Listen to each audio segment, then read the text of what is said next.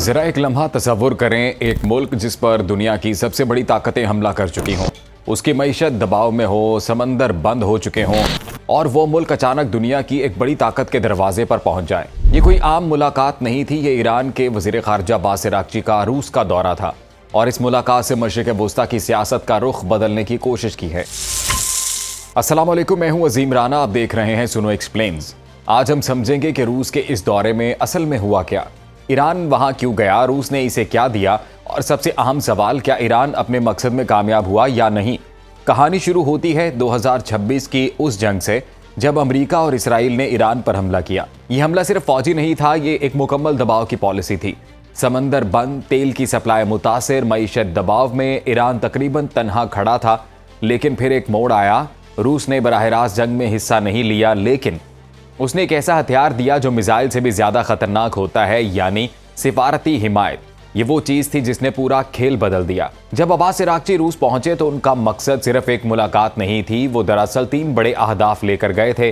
पहला मकसद बैनुल-अक़वामी तन्हाई को तोड़ना, क्योंकि जंग के आगाज में ईरान तकरीबन अकेला था, कोई बड़ा मुल्क इसके साथ खड़ा नजर नहीं आ रहा था। लेकिन रूस के साथ खड़ा होना यह पैगाम था कि ईरान अकेला नहीं है, और यही हुआ। रूस ने खुलकर कहा कि ईरान के खिलाफ कार्रवाई जारहियत है और इसने ईरान की पोजीशन को आलमी सतह पर मजबूत किया।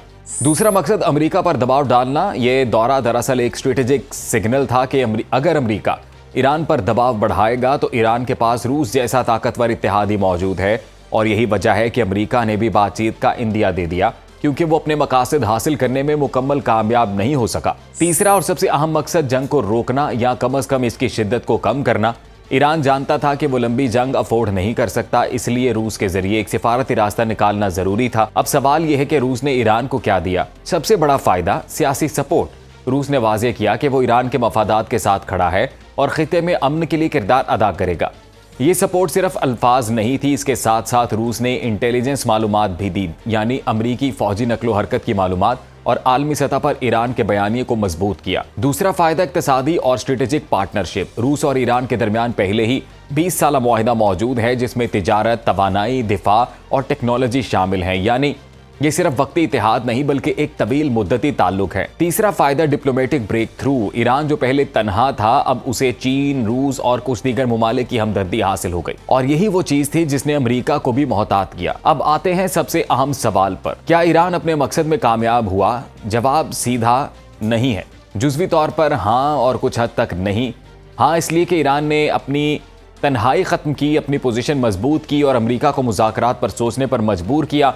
लेकिन नहीं इसलिए कि जंग मुकम्मल खत्म नहीं हुई, मुआशी मसाइल अभी भी मौजूद हैं और अमेरिका अब भी एक बड़ी ताकत है जो किसी भी वक्त हमला कर सकती है। असल हकीकत यह है कि यह दौरा एक फतह नहीं था, ये एक वक्फा था, एक सांस लेने का मौका। ईरान ने वक्त खरीदा है, लेकिन असल जंग अभी खत्म नहीं हुई, और यही इस पूरी कहानी का सबसे अहम नुक्ता है। आज की दुनिया में जंग सिर्फ हथियारों से नहीं जीती जाती, बल्कि सिफारतकारी, इत्तेहाद और आलमी बयानियां, ये सब मिलकर असल ताकत बनते हैं। और ईरान ने रूस के दौरे के जरिए यही खेल खेला है।